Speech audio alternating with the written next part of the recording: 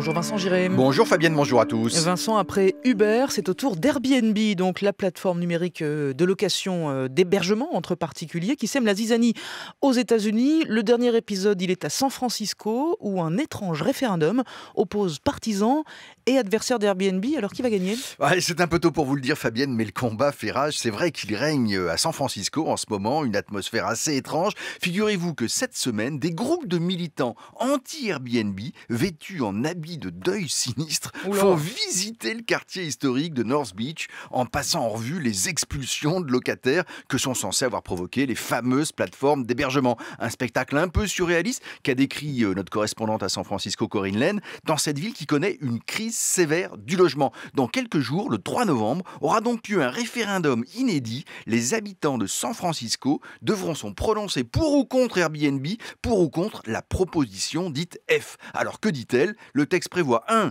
D'interdire aux habitants de louer tout ou partie de leur résidence pour plus de 75 nuits par an. Bon, ça fait quand même 2 mois et demi. 2. Il imposerait aux plateformes ainsi qu'aux logeurs de déclarer chaque trimestre le détail des transactions effectuées. Et 3. Eh bien, les habitants qui s'estimeraient floués pourraient réclamer des dommages et intérêts en cas d'infraction. En gros, on peut espionner ce qui se passe chez le voisin. Alors, en ligne de mire, ces habitants qui se font de petites fortunes en louant leurs appartements à des particuliers. Mais oui, Fabienne, le bénéfice moyen par logeur à San Francisco est estimé à 13 000 $ quand même, 11 400 €. Bon, ça devient très significatif et bien évidemment, les hôteliers, leurs syndicats, les associations de quartier se mobilisent car ils accusent Airbnb d'inciter de fait à la conversion d'immeubles entiers en hôtels pour touristes plus rentables, bien sûr, que les locations de long terme. Ce ne serait plus de l'économie du partage, mais un système qui mettrait en danger les acteurs traditionnels du tourisme et empêcherait les habitants de trouver à se loger à des prix normaux. Les partisans d'Airbnb répliquent, ce sont les salariés de l'entreprise